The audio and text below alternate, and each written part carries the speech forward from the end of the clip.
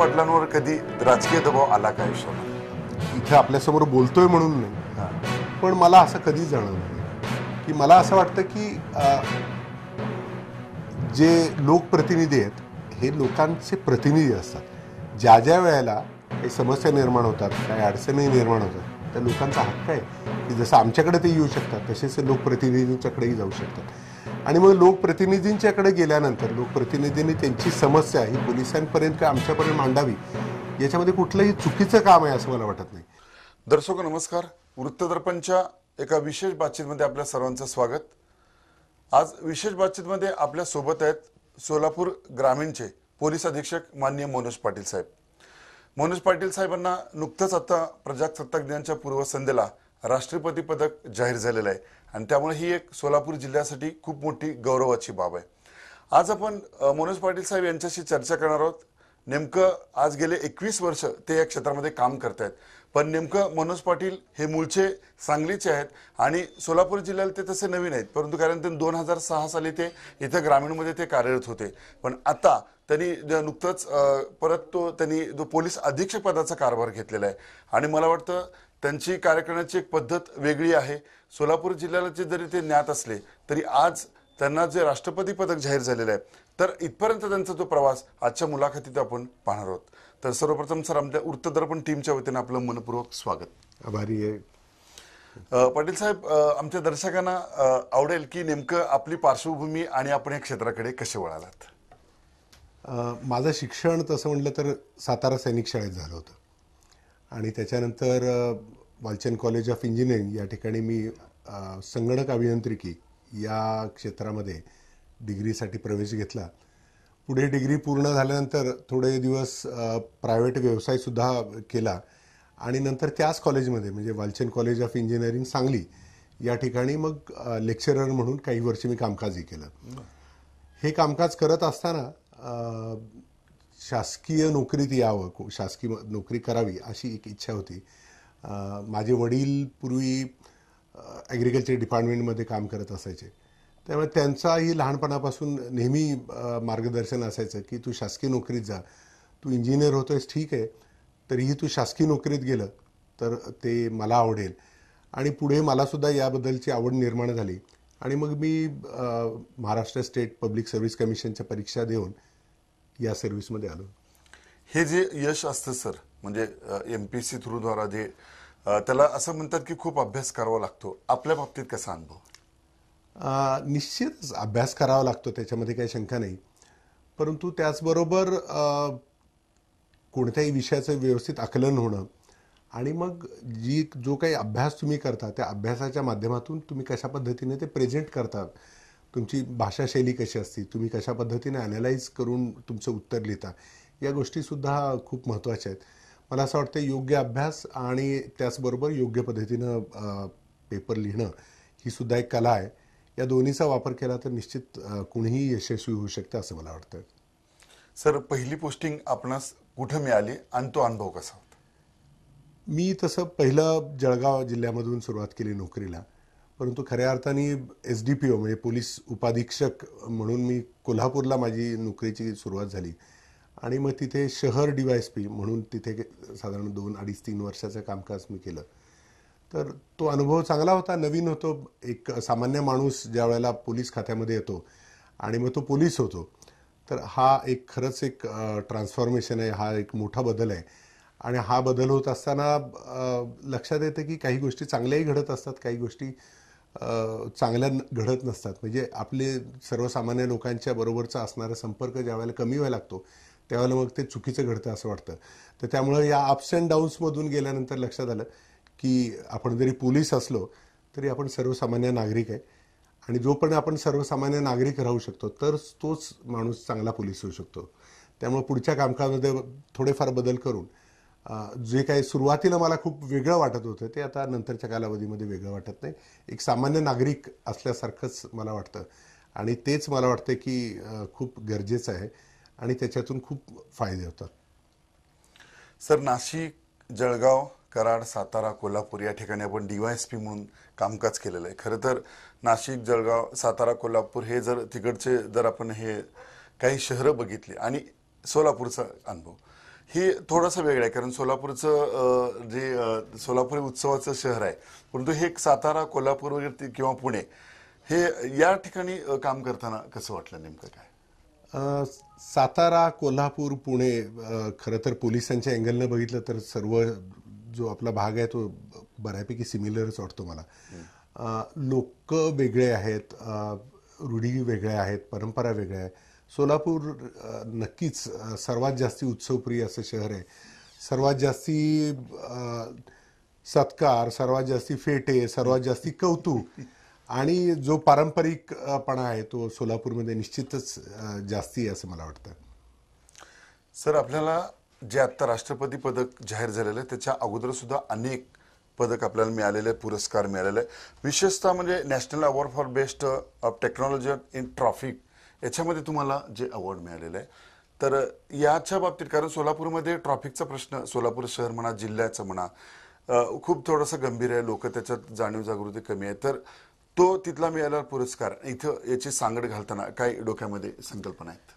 आपण सुरुवातीला जसं चर्चा करत होतो की मी इंजिनिअरिंग केलं होतं आणि मग इंजिनिअरिंग केल्यानंतर हे नॉलेज कुठेतरी वाया जाते काय, की याचा मी उपयोग प्रशासनामध्ये करू शकतो का, हा विचार कायम डोक्यामध्ये यायचा. आणि मग पुण्यामध्ये असताना वाहतूक शाखेला ज्या वेळेला माझी बदली झाली, जिथे ज्या वेळेला मला वाहतूक शाखेचा चार्ज मिळाला, त्यावेळेला मला एक संधी मिळाली की ज्या संधीचा मी फायदा असा करून घेतला की मोबाईल फोनच्या माध्यमातून ई चलान जनरेट करता येईल का आणि ते चलान नागरिकांना देता येईल का. तर 2008 मधली संकल्पना आहे. 2009 मध्ये त्याचा वापर सुरू झाला आणि मग ministry of science and technology, government of India आणि त्याचबरोबर ministry of urban affairs, government of India, या दोघांच्याकडून या योजनेचं कौतुक झालं. आज मला सांगायला खूप आनंद वाटतो की 10 वर्षाच्या कालावधीनंतर हा प्रोजेक्ट महाराष्ट्र शासनाने ॲक्सेप्ट केला आणि ई चलान आता मुंबई, पुणे आणि इतर शहरामध्ये येत आहे. काही दिवसामध्येच, काही महिन्यामध्येच ई चलान सोलापूरमध्येही येणार आहे आणि सोलापूर ग्रामीणमध्ये येणार आहे. म्हणजे या लोकांना ई चलानचा फायदा घेता येईल.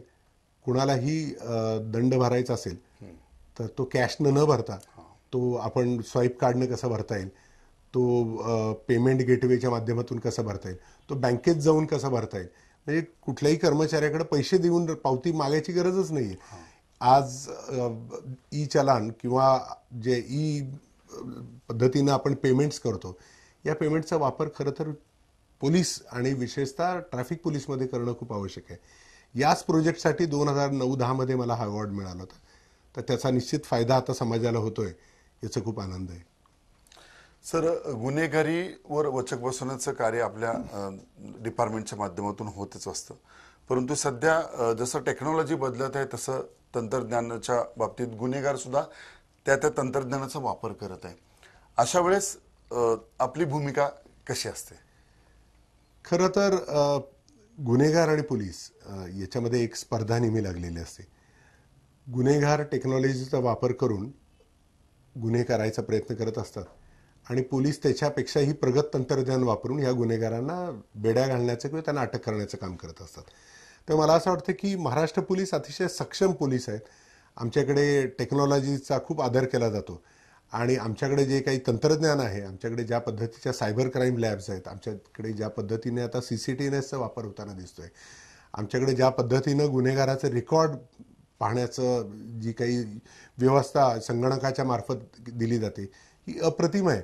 गेल्या काही दिवसामध्ये, पुढच्या काही दिवसामध्ये आपल्याला फिंगरप्रिंटच्या माध्यमातून कुठलाही गुन्हेगार लगेच शोधता येईल, अशा पद्धतीची यंत्रणा पुढील काही महिन्यामध्ये यायला लागले.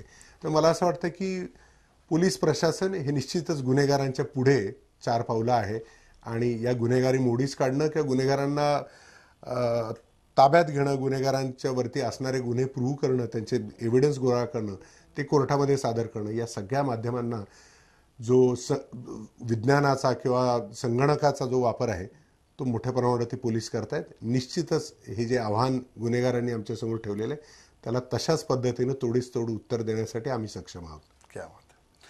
सर, आता सोलापूर जिल्ह्याचा तुम्ही कारभार घेतलेला आहे. सोलापूर जिल्ह्याचा आता तुम्ही अभ्यास केल्यानंतर नेमकं तुम्हाला अशा विविध समस्या दिसल्या असतील किंवा जनतेच्या, ज्यांना सर्वसामान्य जनतेला न्याय देता यावा, मग आपल्या हाताखाली जे कर्मचारी किंवा अधिकारी काम करत असतात तर प्रत्येकजण असं नसतं की पाटील साहेबांच्या कामांची पद्धत वेगळी आहे आणि त्यांच्या हाताखालची कदाचित ती वेगळी असू शकते. अशा वेळेस एक पॉझिटिव्हनेस सर्वसामान्य जनता जेव्हा आपल्या पोलीस स्टेशनमध्ये येते वेगवेगळ्या क्षेत्रात आणि सर्वसामान्य नागरिक पोलीस स्टेशनमध्ये येतो, अशा वेळेस आपल्या कर्मचाऱ्यांनी जी वागणूक दिली पाहिजे याच्यामध्ये सुद्धा आता मानसिकतेमध्ये बदल व्हायला पाहिजे असं वाटतं. तर याच्यामध्ये काय आपण विशेष प्रयत्न करत आहात का? खरं तर चांगला प्रश्न आहे हा आणि अतिशय गरजेचा आहे. नागरिकांनी निर्भीडपणे पोलीस ठाण्याला जाता यावं आणि तिथं आपली तक्रार देण्यासाठी पोलिसांनीच त्यांना मार्गदर्शन करावं, हे खरं तर गरजेचं आहे. आम्ही याच्यामध्ये बऱ्याचशा सुधारणा महाराष्ट्र पोलिसांनी केलेल्या आहेत. याच्यातला एक भाग म्हणजे सॉफ्ट स्किल. म्हणजे पोलिसांनी ज्या वेळेला नागरिकांशी संवाद साधतात त्यावेळेला तो कसा चांगल्या पद्धतीनं सॉफ्ट आणि प्रोफेशनल पद्धतीनं संवाद होतो, हा खूप महत्त्वाचा आहे. याच्यासाठी आम्ही सॉफ्ट स्किल संदर्भातले काही लेक्चर्स नामांकित पत्रकार आणि यांच्या माध्यमातून आम्ही आयोजन केले आणि पोलिसांना सॉफ्ट स्किल्स देण्याचा प्रयत्न केला की आलेल्या माणसाचं म्हणणं शांतपणे ऐकून घेणं हे सुद्धा एक कसब आहे, हे सुद्धा एक स्किल आहे. बऱ्याच वेळेला नागरिकांना आपल्या समस्या पोलिसांपर्यंत मांडता आल्या, त्या पोलिसांनी व्यवस्थित ऐकून घेतल्या, त्याचं व्यवस्थित आकलन केलं तरी एक समाधान असते की मला जे काही त्रास झालेला आहे ते पोलिसांनी ऐकून घेतलं आहे. आणि मग त्याच्या पुढे जाऊन त्याच्यावरती योग्य आणि कायदेशीर कारवाई करणं यासुद्धा गरजेच्या गोष्टी आहेत. यासाठी आपण पुन्हा तंत्रज्ञानाचा वापरही करत आहोत. म्हणजे तंत्रज्ञानाच्या बाबतीत आपण जर आपली तक्रार कुठल्या पोलीस स्टेशनला नाही घेतली तर आपण संगणकाच्या माध्यमातून सुद्धा कंप्लेंट देऊ शकता आणि त्याची दखल पोलिसांना घ्यावी लागेल. याचबरोबर वरिष्ठ पोलीस अधिकारी आहेत, या वरिष्ठ पोलीस अधिकारी असतील किंवा माझ्याकडे असेल, SP असेल, आपण आमच्यापर्यंत आलं पाहिजे. आणि मग आम्ही ज्या वेळेला आपण आमच्याकडे येता त्यावेळेला आम्ही आता एक नव्यानं असं चालू करतोय की जवळचे पोलीस स्टेशन असतील तर साहजिकच लोक मोठ्या संख्येने या पोलीस स्टेशनला येतात. थोड्या मधल्या टप्प्यातले लोक असतात ते त्यापेक्षा कमी येतात. आणि मग लांबचे पोलीस स्टेशन असेल, उदाहरणार्थ नातेपोते असेल, करमाळा असेल किंवा बार्शी असेल किंवा सांगोला असेल, इथले लोक SP ऑफिसपर्यंत येण्याचं प्रमाण थोडं कमी असतं. आणि मोहोळ असेल किंवा सोलापूर तालुका इथले लोक जास्ती येतात. तर आम्ही एक असं गणित मानतोय की येणाऱ्या माणसाची पूर्ण चौकशी करायची की तू पोलीस स्टेशनला गेला होता तर काय झालं, पोलीस स्टेशनला, पोलीस स्टेशनमध्ये तुझं म्हणणं ऐकून घेतलं गेलं का नाही गेलं.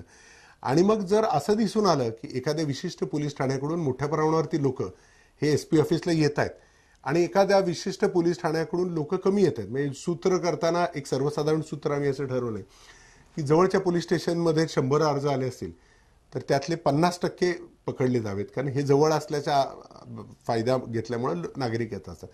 पण लांबून येणाऱ्या पोलीस स्टेशनमधून 100 अर्जदार आले तर 100च्या 100 ते पकडले जातात. जेणेकरून शेवटी आपल्याला एक असं कॅल्क्युलेशन मिळू शकतं की लांबून जास्ती लोक यायला लागलेत याचा अर्थ पोलीस स्टेशनचं कामकाज व्यवस्थित चालू नाही, याचा अर्थ की तिथून नागरिकांना योग्य प्रतिसाद मिळत नाही. मग याच्यामध्ये सुधारणा करण्यासाठीची जी काही पावलं आहेत ती पावलं घेण्याचं धोरण आम्ही करतोय. तर माझं असं म्हणणं आहे की सर्व नागरिकांनी त्यांना जर कुठलीही त्यांची समस्या असेल तर निश्चितपणे त्यांनी पोलीस ठाण्याला जाऊ शकता, वरिष्ठ पोलीस अधिकाऱ्यांना तिथेच भेटू शकता. आवश्यकता वाटली तर DYSPs असतील, ॲडिशनल SP असतील, कारण आमच्यापर्यंत जर आला तर आमच्याकडे आपलं निश्चित स्वागत आहे. आपली समस्या सोडवणं, त्याच्यावरती कायदेशीर तोडगा काढणं हे पोलिसांचं कर्तव्य. हे करण्यामध्ये पोलीस कटिबद्ध आहेत. आपणाची तक्रार, आपणाविरुद्ध झालेला अन्याय याला योग्य पद्धतीने न्याय सुरुवातीच्या कालावधीत म्हणजे कोर्टात हा खटला दाखल करेपर्यंतची जबाबदारी ही पोलिसांची आहे आणि पोलीस निश्चित त्यांची जबाबदारी व्यवस्थित पार पाडतील. दर्शक, वृत्तदर्पणच्या विशेष बातचीतमध्ये आपल्या सोबत आहेत मनोज पाटील, ज्यांना नुकतंच राष्ट्रपती पदक जाहीर झालेलं आहे. खरं तर राष्ट्रपती पदक जाहीर होणं ही बाब तेवढी सोपी नाही, कारण खूप मोठ्या प्रमाणात मला वाटतं रिवॉर्ड ज्याला असतात ते मिळवावं लागतात. तर मनोज पाटील यांनी असं काय कार्य केलेलं आहे त्याच्यातले काही झलक की ज्याच्यातून मला राष्ट्रपती पदकापर्यंत पोहोचता आलं, काही असे आठवणीतले किस्से म्हणा किंवा आपण केलेलं काही अतुलनीय असं कार्य. कामं तर भरपूर आहे, आता एवढ्या सांगायचं म्हटलं तर थोडं कन्फ्यूज होतं.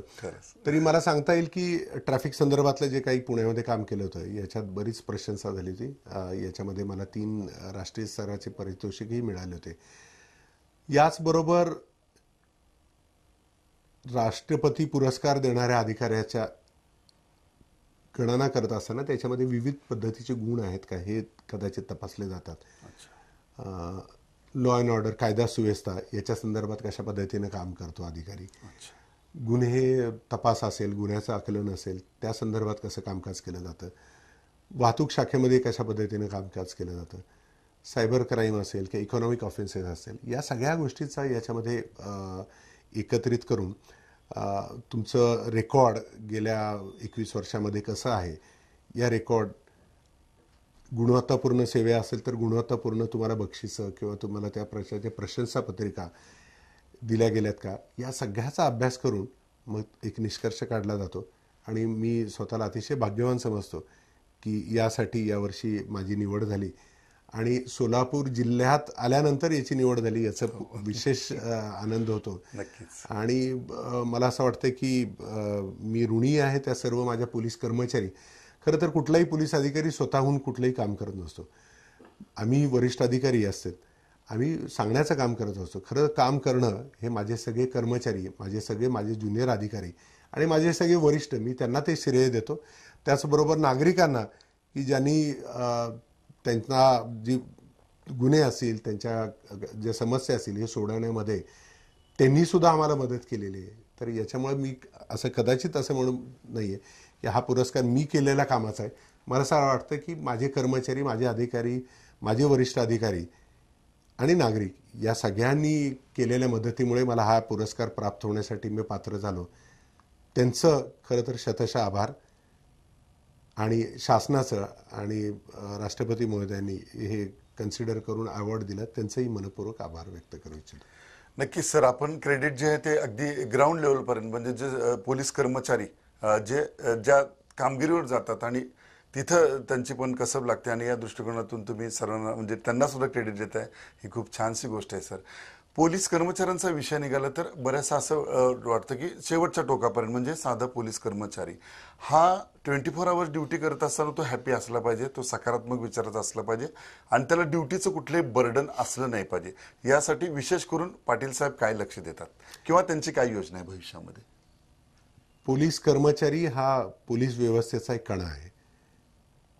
अधिकारी फक्त 4-5% आहेत, 95% पोलीस कर्मचारीच आहेत. पोलीस कर्मचारीची जेवढी संख्या आहे हे कर्मचारी यांचं वेलफेअर चांगलं राहावं, त्यांची काम करण्याची परिस्थिती चांगली राहावी, त्यांना योग्य पद्धतीचं नॉलेज दिलं जावं, त्यांना प्रोफेशनल स्किल्स दिले जावेत आणि या माध्यमातून त्यांचं प्रोफेशनल काम आहे हे उंचावणं हे खरं तर वरिष्ठ पोलीस अधिकारी म्हणून माझी किंवा वरिष्ठ पोलीस अधिकाऱ्याची जबाबदारी असते. या पोलीस अधिकाऱ्यांनी आपलं काम चांगलं करण्यासाठी फक्त कामच्या व्यतिरिक्त सुद्धा बाकीच्या गोष्टी आवश्यक असतात.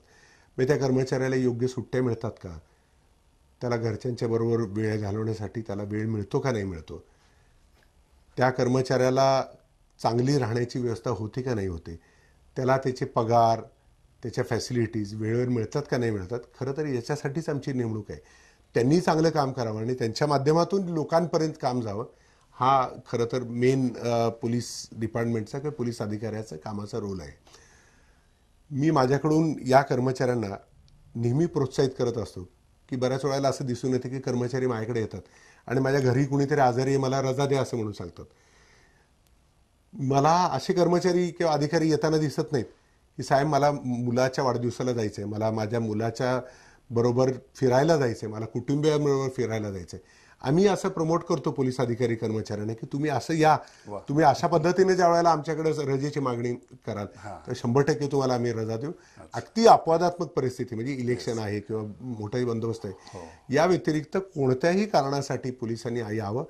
हे जुने जे प्रकार आहेत ज्याच्यामध्ये फक्त कुणीतरी आजारीच असलं पाहिजे, कुणीतरी घरातल्या जवळच्याचं लग्नच असलं पाहिजे, या व्यतिरिक्त कारणं घेऊन आलं तर त्याला आम्ही प्रोत्साहन देतो. त्यांच्यासाठी त्यांनी कुठेतरी सहलीला जावं याच्यासाठी जे काय आमची मदत असेल ती करण्याचा प्रयत्न आम्ही करतो.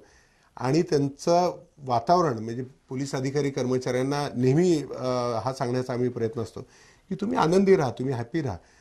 वरिष्ठ अधिकारी आला म्हणजे असा एकदम जड चेहरा घेऊन थांबायला पाहिजे, अशातलं काही प्रेशरमध्ये थांबण्याची गरज नाही, ती अपेक्षाही नाही आहे. पूर्वी कदाचित अशी अपेक्षा होत असेल, पण आजकालचे पोलीस अधिकारी, आजकाल पोलीस अधिकारी हे बदलत आहेत. DG साहेब असतील, IG साहेब असतील, या सगळ्यांच्या अपेक्षा खूप वेगळ्या आहेत. त्यांना असं वाटतं की एक खेळीमेळीचं वातावरण असलं पाहिजे, एक खुलेपणाचं वातावरण असलं पाहिजे. कर्मचाऱ्याला जर काही अडचण असेल तर खुलेपणाने सांगता आलं पाहिजे. यासाठीचा प्लॅटफॉर्म देण्याचा प्रयत्न आम्ही करतोय. पोलिसांनी कधीही, म्हणजे त्याला कुठलीही वेळ नाही, जिथं असेल तिथे, म्हणजे असं काही नाही आहे की याच वेळेला येऊन भेटावं. मैदानात असेल, कुठेतरी फिरायला गेले असेल तर त्या ठिकाणी सुद्धा कर्मचारी आम्हाला भेटू शकतात, त्यांनी आपली समस्या मांडू शकतात. एक पोलीस ही एक फॅमिली आहे आणि या फॅमिलीचे एक आम्ही सदस्य आहेत. हे फॅमिलीसारखं ज्या वेळेला वातावरण निर्माण होईल त्यावेळेला निश्चितच पोलिसांचा काम करण्याचा उत्साह वाढेल आणि त्याचा एक इमिजिएट इम्पॅक्ट म्हणजे नागरिकांच्या बरोबर त्यांचं वर्तन आणखीन चांगलं होण्यामध्ये मदत होईल असं मला वाटतं. सर, गुन्हेगार हा कुठला सांगून गुन्हा करत नसतो, परंतु एखादा काही अघटित गुन्हा घडत असेल किंवा वारंवार गुन्हा त्यांच्या हातून घडत असेल, ही गुन्हेगार प्रवृत्ती कमी होण्यासाठी आता आपण एक राष्ट्रपती पदक आपल्याला जाहीर झालेलं म्हणजे जबाबदारी तर खरी वाढलेली आहे. तर या दृष्टीने कोणातून काही वेगळे प्रयत्न आपल्या हातून होत आहेत का? मी एका गोष्टीत आपल्या सहमत आहे की एखादा गुन्हा एखाद्या माणसाचा हा चुकून घडू शकतो, बऱ्याच वेळा होतात असे गुन्हे. परंतु वारंवार जर एखादा गुन्हेगार गुन्हे करत असेल तर मला नाही वाटत की या गुन्हेगाराला वारंवार चुकून गुन्हे होतात. ही गुन्हेगारी प्रवृत्ती आहे. गुन्हेगारी प्रवृत्ती मोडून काढण्यासाठी कायद्याचा वापर करणं तर निश्चित आवश्यक आहे, पण त्याच्याबरोबरच तो गुन्हेगार आहे म्हणजे तो अतिशय वाईट माणूस आहे असंही माझं मत नाही आहे. काही वेळेला काही गुन्हेगारांना गुन्ह्याव्यतिरिक्त सुद्धा जर मार्गदर्शन केलं तर त्याचा निश्चित फायदा होतो. जसं की आमच्याकडे आम्ही जे वारंवार गुन्हे करणारे आरोपी आहेत यांना 2+ गुन्हेगार म्हणून संबोधलं आहे. तर हे याची मोठी संख्या सोलापूर ग्रामीण जिल्ह्यामध्ये साधारण 7,000 गुन्हेगार आहेत. या गुन्हेगारांचे आम्ही मेळावे घेतले, या गुन्हेगारांना आम्ही बोलवलं आणि मग त्यांना समजून सांगितलं की तुम्ही आतापर्यंत गुन्हे केलेले आहेत, त्याची शिक्षा तुम्हाला होत आहे, तुमच्या विरुद्ध कोर्टातले केसेस चालू आहेत, परंतु याच्या पुढे जर तुम्ही गुन्हे कराल तर मग मात्र तुमची गंभीर दखल घेतली जाईल आणि तुमच्या विरुद्ध अशा पद्धतीचे अपराध किंवा अशा पद्धतीचे प्रतिबंधक कारवाई होऊ शकते. या संदर्भातले जाणीव आम्ही अनेक गुन्हेगारांना केली. म्हणजे जे वारंवार गुन्हे करणारे गुन्हेगार आहेत तर यांच्या विरुद्ध 56 सारखे प्रस्ताव असतील ज्याच्यामध्ये तडीपारी असेल किंवा MPDA सारखे प्रस्ताव असतील ज्याच्यामध्ये 1 वर्षापर्यंत तुम्हाला जेलमध्ये ठेवलं जाईल विदाऊट जामीन, हे असेल किंवा मग मोकासारखे प्रस्ताव असेल ज्या माध्यमातून जे गुन्हेगारी टोळ्या आहेत आणि ज्या गुन्हेगारी टोळ्यांच्या कारवाईमुळे सर्वसामान्य नागरिकांना अतिशय मोठ्या प्रमाणावरती किंमत बऱ्याच वेळा मोजावी लागते.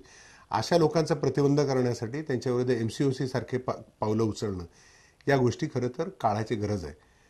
यासाठी या गुन्हेगारांना बोलून आम्ही मेळावे घेऊन त्यांना समजून सांगितले की कृपया तुम्ही गुन्हे करू नका. जर गुन्हे केले तर तुमच्यासाठी जे पुढं काही मांडून ठेवलेलं आहे किंवा वाढून ठेवलेलं आहे ते चांगलं नाही आहे, त्याचा परिणाम तुम्हाला भोगावा लागेल. त्यामुळे कृपया आपण सुधारा, नाहीतर तुमच्या विरुद्ध अशी कडक कारवाई केली जाईल. याचा कदाचित काही गुन्हेगार पॉझिटिव्हली घेऊन त्यांच्या वर्तनामध्ये जर सुधारणा झाली तर ती खूप चांगली गोष्ट आहे, ज्याच्यामुळे गुन्हेही घडणार नाहीत आणि गुन्हेगारामध्ये सुधारणा होईल. पण याच्या पुढे जाऊन काही गुन्हेगारांना गुन्हे करत असतील किंवा त्यांनी असे पुन्हा गुन्हे करायचा प्रयत्न केले असेल तर त्याचा योग्य आणि कठोर अशा पद्धतीनंच कायद्याचा वापर करून त्यांच्यावरती कारवाई केली जाणार आहे आणि या कारवाईला सामोरं त्यांना जावं लागेल या संदर्भातली जाणीव आम्ही त्यांना करून दिलेली आहे. सर, 21 वर्षाचा आता तुमचा हा कालखंड आहे आणि वेगवेगळ्या ठिकाणी तुम्ही कामगिरी केलेली आहे. एक मनोज पाटील साहेब आता सोलापूरचे जिल्हा पोलीस प्रमुख आहेत, परंतु ह्या कालखंडामध्ये 21 वर्षात असे मनाला वेदना देणारे प्रसंग सुद्धा आले असतील किंवा मनाला भावलेले प्रसंग सुद्धा, एखादा प्रसंग आमच्या दर्शकांना शेअर करायला आवडेल सर. जिथं कायद्याच्या चौकटीत बाहेर जाऊन एक मानवता दृष्टिकोन सुद्धा तुम्हाला काम करावं लागलं किंवा अगदी ज्याला असं म्हणतो की तोंडात सागर आणि डोक्यात बर्फ ठेवून असे सुद्धा काम करावं लागलं असेल.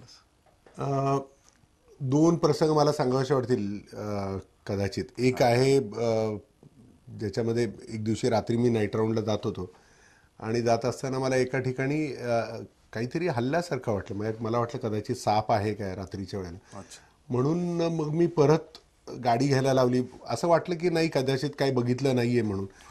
पण गाडी परत घेतली, साधारण 100 मीटर मी पुढे गेलो होतो. परत आल्यानंतर बघितलं खाली तर एक हात खालून हलताना दिसत होता. आणि मग तिथे पटकन उतरलो, खाली जाऊन बघितलं तर त्यावेळेला एक वृद्ध असं कपल मोटरसायकलवरून खाली पडलं होतं. मोटरसायकल त्यांच्या अंगावर होती आणि अतिशय खोल असे पडून त्यांच्या अंगावरती मोटरसायकल असल्याने झालेल्या जखमांमुळे त्यांना हलता येत नव्हतं, फक्त त्यांचा हात हलत होता. तर अशांना मी घेतलं, त्यांना दवाखान्यात नेऊन ॲडमिट केलं आणि ॲडमिट करून पुन्हा मी माझ्या ड्युटीवरती निघून गेलो. साधारण 1-1.5 महिन्याच्या कालावधीनंतर माझ्या ऑफिसमध्ये 2 लोक आले आणि या 2 लोकांनी येऊन अतिशय वृद्ध असे आणि कॉलेजमधून जस्ट रिटायर व्हायला आलेले असे ते 2 जण होते. त्यांनी येऊन आल्यानंतर मला पाया पडण्याचा प्रयत्न केला. मी त्यांना थांबवलं की कृपया असं काय करू नका, आपण कोण आहे. ज्यावेळेला त्यांनी सांगितलं की साहेब तुम्ही आम्ही यापूर्वी जन्मलो आहात, पण आमचा पुनर्जन्म करण्याचं काम तुम्ही केलेलं आहे, हे सांगायला लागले आणि त्यांच्या डोळ्यात अश्रू जेव्हा आले तेव्हा मला लक्षात आलं. मी म्हटलं तुम्ही कोण आहे. तर त्यांनी मग तो जुना किस्सा सांगितला. ते खरंच त्यावेळेला एक मानसिक समाधान झालं की त्या दिवशी कुठं असेल देवाच्या कृपेने मी त्यांचा हात बघू शकलो, त्यांना पर्यंत त्यांच्यापर्यंत पोचू शकलो. रात्री 12ची वेळ होती, कदाचित कुणीच बघितलं नसतं सकाळी 6पर्यंत, तर निश्चितच काहीतरी झालं असतं. ते एक अतिशय मनाला लागून राहिलेली किंवा मनाला एक समाधान देणारी अशी गोष्ट पोलीस खात्यामध्ये, ती एक मला आठवते. दुसरा प्रसंग भिवंडीमध्ये मी असताना एक मोठ्या दंगल झाली होती भिवंडीमध्ये. या दंगलीमध्ये हिंदू मुस्लिम अशा स्वरूपाची मोठी दंगल झाली होती. ज्या दंगलीमध्ये दंगल शमवत असताना तिथेपर्यंत पोचवत असताना फोर्स कमी होता, लोकांची संख्या खूप जास्ती होती, खूप मोठ्या प्रमाणावरती दगडफेक आणि कारवाई चालू होती. हे करत असताना आम्ही एक ठिकाणी पोलिसांचं चौकीट फोडून त्या ठिकाणी गाडी जाळण्याचा प्रकार केला होता. तिथल्या लोकांना मी मागं घ्यायचा प्रयत्न केला. मी ज्यावेळेला पोहोचलो त्या मागं घेण्याचा प्रयत्न केला.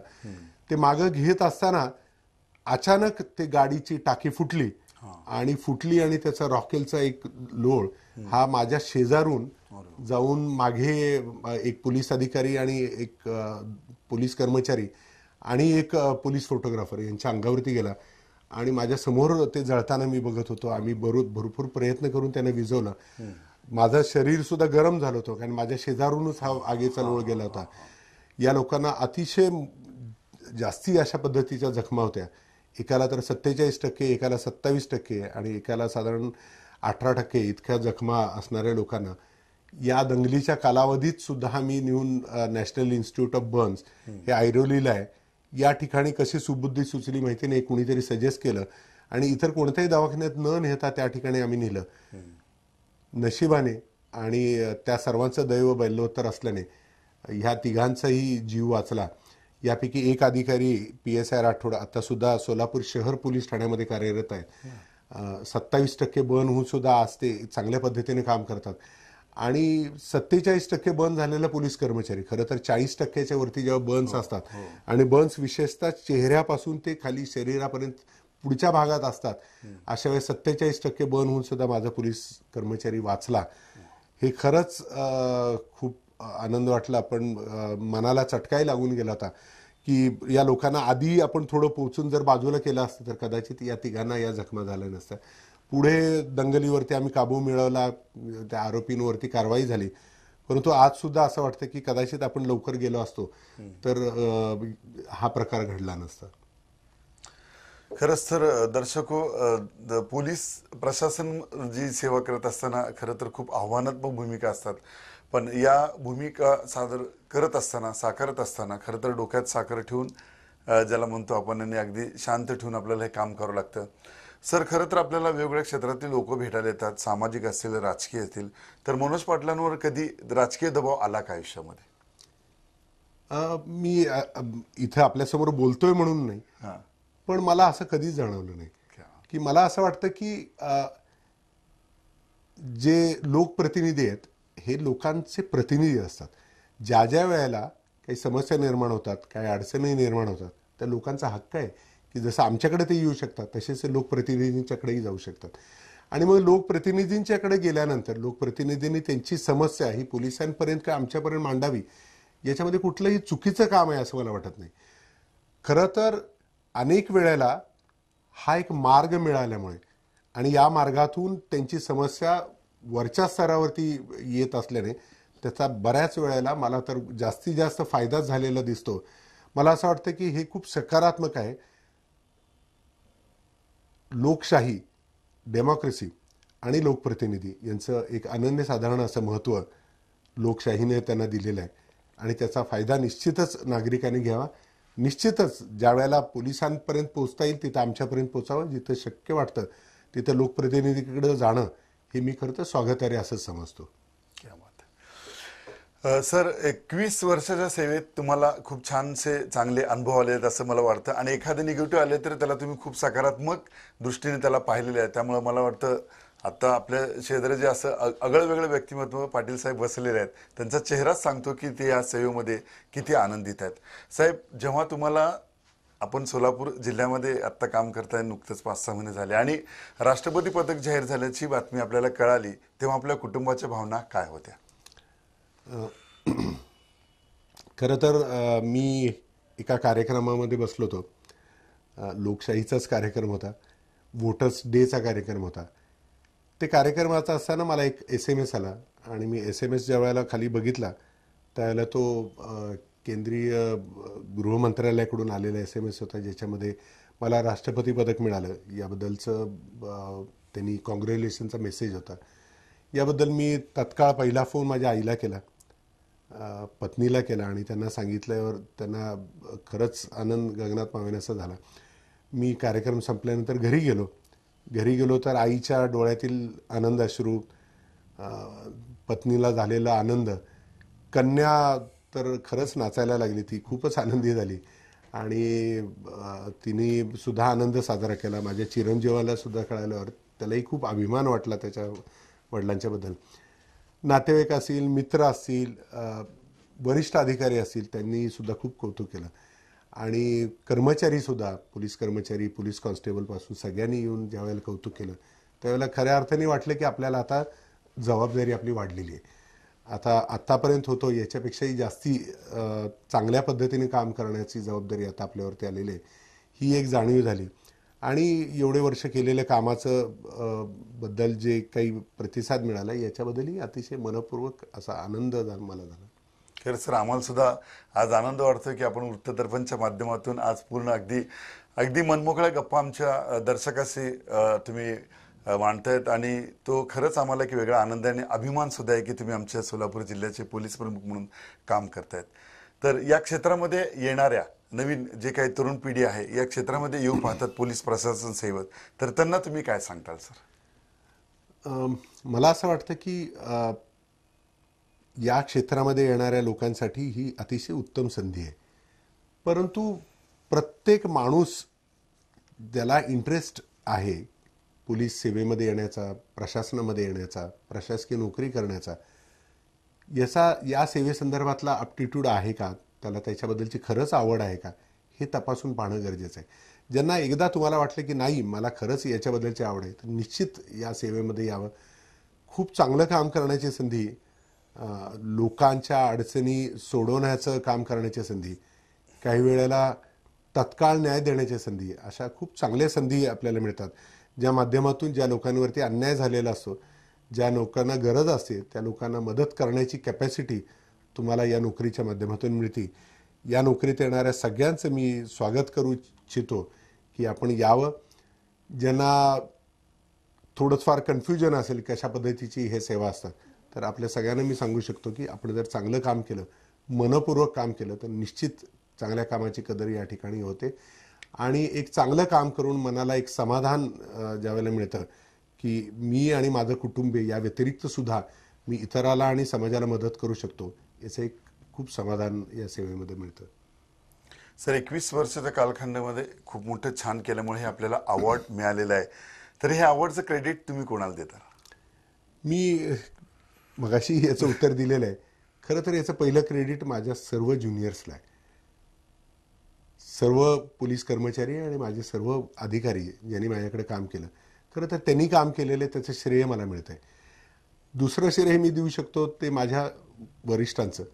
म्हणजे यांनी हे जे काही काम चालू आहे याची प्रशंसा केली आणि या पद्धतीनं रेकॉर्ड केलं, वेळोवेळी कौतुक करून प्रोत्साहन दिलं आणि जिथं कधी चुकलं असेल तिथं रागावून हे तू बरोबर करत नाही अशी समज दिली. याच्यासाठी मी वरिष्ठांना याचं श्रेय देऊ इच्छितो. कुटुंबीय खरं तर हा खूप यांचा भाग खूप मोठा आहे. पोलीस सर्व्हिस करत असताना कुटुंबियांकडं योग्य पद्धतीने लक्ष देता येतं असं मला वाटतं की ते शक्य होत नाही. मुलं असतील, आई असेल, पत्नी असेल, नातेवाईक असतील, मित्र असतील, यांच्यावरती खरं तर बऱ्याच वेळा अन्यायच होतो की कुठल्याही लग्नाला जाता येत नाही, कार्यक्रमांना जाता येत नाही, मुलांच्या वाढदिवसाला वेळेवरती पोचता येत नाही, घरी ज्या वेळेला आवश्यक आहे कुणाला त्या दवाखान्यात घेऊन जायचंय त्यावेळेला वेळ मिळत नाही. तर अशा वेळेची खंत निश्चितच आहे. पण ते याच्या पुढे जाऊन कुटुंबियांनी जे सपोर्ट केलं त्याच्यामुळं जे काम करायला प्रोत्साहन मिळालं किंवा उमेद मिळाली किंवा वेळ मिळाला याच्यासाठी कुटुंबियांना सुद्धा मी आभारी इच्छितो.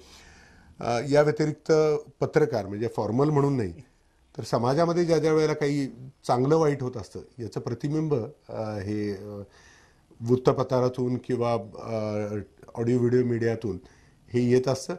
जिथं माझ्याकडून चुका झाल्या त्या चुका दाखवण्याचं कामसुद्धा या सगळ्या मीडियानी केलं. जिथं काही चांगलं झालं त्यावेळेला कौतुकही त्यांच्याकडून केलं. जिथं काही कमी पडत होतं तिथं मार्गदर्शन करण्याचे काम केलं. त्यामुळे त्यांचंसुद्धा याच्यामधलं श्रेय अतिशय महत्त्वाचं आहे. याबरोबर नागरिक त्यांचंही श्रेय आहे. त्यामुळं दिलेला सांगितलेली गोष्टी या त्यांनी ॲक्सेप्ट केल्या. काही वेळेला कायदा सुव्यवस्थेचे अतिशय गंभीर प्रश्नसुद्धा निर्माण झाले असताना त्याच्या समोर राहून ज्यावेळेला नागरिकांना आवाहन केलं त्यावेळेला त्यांनी आमच्या आव्हानाला प्रतिसाद देऊन काम केलं. तर त्यामुळे हे श्रेय इथंपर्यंत येण्याचं श्रेय या सर्वांचं आहे असं मला वाटतं. एक विरोधाभास प्रश्न, खरंच एक राष्ट्रपती पदक जाहीर झालं या 21 वर्षाच्या कालखंडात केलेल्या कामगिरीमुळे. पण मनोज पाटील सर, खरं तर आपण इंजिनिअरिंग क्षेत्रात आपण काम केलेलं आहे. जर मनोज पाटील सर आज पोलीस अधीक्षक नसते तर काय असले असते? अवघड प्रश्न आहे. मी आता एवढ्या वर्षाची म्हणजे 21 वर्षाच्या सेवेमध्ये पूर्णपणे पोलीस झालेलो आहे. मी पोलीस झालो नसतो तर काय झालो असतो हे खरंच थोडंसं भीतीदायक असा प्रश्न आहे. त्यामुळे मलाही याचं उत्तर माहिती आहे असं मला सांगता येणार नाही. बरं, पाटील सरांचं वैयक्तिक जीवनामध्ये आवडता अभिनेता कोण किंवा आवडती अभिनेत्री? तसे तर खूप अभिनेते आहेत. अमिताभ बच्चन पासून ते आमिर खान पासून सलमान खान असेल, शाहरुख खान असेल, ऋतिक रोशन असेल, हे सर्व अभिनेते आवडीचे आहेत. मी पण अमिताभ बच्चन किंवा आमिर खान ह्या दोघांना मी सर्वोत्कृष्ट असं म्हणेन माझ्या आवडीप्रमाणे. आणि अभिनेत्यांमध्ये सुद्धा खूप चांगल्या अभिनेत्या आहेत. मला खरं तर चित्रपट पाहण्याचा छंद आहे, आवड आहे. भरपूर चित्रपट आता वेळ मिळतो की नाही हा सुद्धा प्रश्न आहे. खरं नाही, वेळ काढतो त्यासाठी, थोडाफार वेळ मिळतो. कधी कधी अर्धा पिक्चर बघणं होतं, कधी कधी पूर्ण बघणं होतं. पण अभिनेत्र्यांमध्ये सुद्धा श्रीदेवी असेल, माधुरी दीक्षित असेल, ह्या खूप चांगल्या अभिनेत्री होत्या. वेळ मिळतो तेव्हा अशा कुठल्या पर्यटन क्षेत्राला भेट द्यायला आवडतं? प्रवास ची खूप आवड मला आहे. म्हणजे ड्रायव्हिंग करणं हे याची सुद्धा खूप आवड आहे. आता मी प्रवास नागपूरला ज्या वेळेला आम्ही मीटिंगसाठी गेलो होतो त्या नागपूरमधून येताना मी गाडी चालवत इथेपर्यंत आलो. म्हणजे प्रवासाची आवड आहे. कुठंही जायला, वेगवेगळे ठिकाणं पाहायला, वेगवेगळ्या पर्यटन स्थळं असेल किंवा हिस्टॉरिकल स्थळं असेल, म्हणजे हम्पी हॉस्पिटलसारखे ठिकाणं असतील, सर्व ठिकाणी आवडतं. जास्तीत जास्त ठिकाणं बघायला आवडतं, नवीन नवीन ठिकाणं बघायला आवडतात, ॲडव्हेंचरस ठिकाणं बघायला आवडतात. त्यामुळे फिरणं आणि नवीन नवीन पाहणं आणि प्रवास करणं हा खरं तर माझा जेव्हा वेळ मिळतो तेव्हाचा छंद आहे असं मला वाटतं. या 21 वर्षाच्या कालखंडामध्ये वेगवेगळ्या ठिकाणी प्रवास करत असताना अनेक मित्र भेटले. आज सोलापुरात मात्र कार्य करत असताना राष्ट्रपती पदक जाहीर झालं. त्या इतक्या वर्षात भेटलेल्या अनेक मित्रांना आत्ता अदृश्यमध्ये काही कमी भेटत असेल, काही फोन करत असतील, त्या मित्रांची आठवण आत्ता येते का? आणि आठवण येत असेल तर त्यांना काय सांगू असं वाटतं? मित्र हे माझ्या आयुष्याचा एक अविभाज्य असा भाग आहे. लोकांना भेटणं, मित्रांना भेटणं, मित्रांच्यावर गप्पा मारणं हा खरं तर सर्वात मोठा स्ट्रेस बस्टर आहे असं मला वाटतं. म्हणजे दिवसभर काम केलं आणि संध्याकाळी एखादा मित्र भेटला की तो कामाचा शीण निघून जातो मित्राच्यावर गप्पा मारत असताना पुन्हा फ्रेश होतो आणि नवीन कामाला तयारी होते. अनेक मित्र आहेत. आता एकाचं नाव घेतलं तर तो अन्याय होईल असं मला वाटतं, त्यामुळे कुणाचं मी एकट्याचं नाव घेणार नाही. पण निश्चित खूप मित्र आहेत आणि मी याला काही खूप असे घट्ट मित्र असे असायला पाहिजे असे काही नाही. खूप मोठ्या प्रमाणावरती मित्रवर्ग आहे आणि हा मित्रवर्ग ही माझी संपत्ती आहे असं मला वाटतं. वा, खूप खूप आनंद वाटला सर. मित्र ही खरी मोठी संपत्ती आहे. आजपर्यंत तुम्ही मिळालेल्या पुरस्कारापेक्षा मित्रांना संपत्ती वाटली आणि त्यांना मानलं, आणि मला वाटतं हेच खरं आपल्या आयुष्याचं यशाचं एक गमक आहे. पुरस्कार तर भविष्यामध्ये खूप मिळत राहणार आहेत. आमच्या वृत्तदर्पणच्या टीमच्या वतीनं खूप खूप तुम्हाला मनापासून शुभेच्छा. आपण लवकरात लवकर भविष्यामध्ये पोलीस महासंचालक म्हणून सोलापूरला यावं अशी सुद्धा सदिच्छा या ठिकाणी आमच्या टीमच्या वतीनं, दर्शकाच्या वतीनं व्यक्त करतो आणि आपल्या या पुढच्या कार्याला शुभेच्छा देतो. आपण आमच्याशी केलेली बातचीत, यासाठी दिलेला वेळ खूप आम्हाला आनंद वाटला आणि असंच भविष्यामध्ये सुद्धा एका वेगळ्या मोठ्या पदावर जाऊन तुम्ही आमच्याशी भेटताल अशी या ठिकाणी अपेक्षा व्यक्त करतो आणि आपण बहुमोल वेळ दिला त्याबद्दल आपले आभार व्यक्त करतो. थँक्यू. आभारी आहे.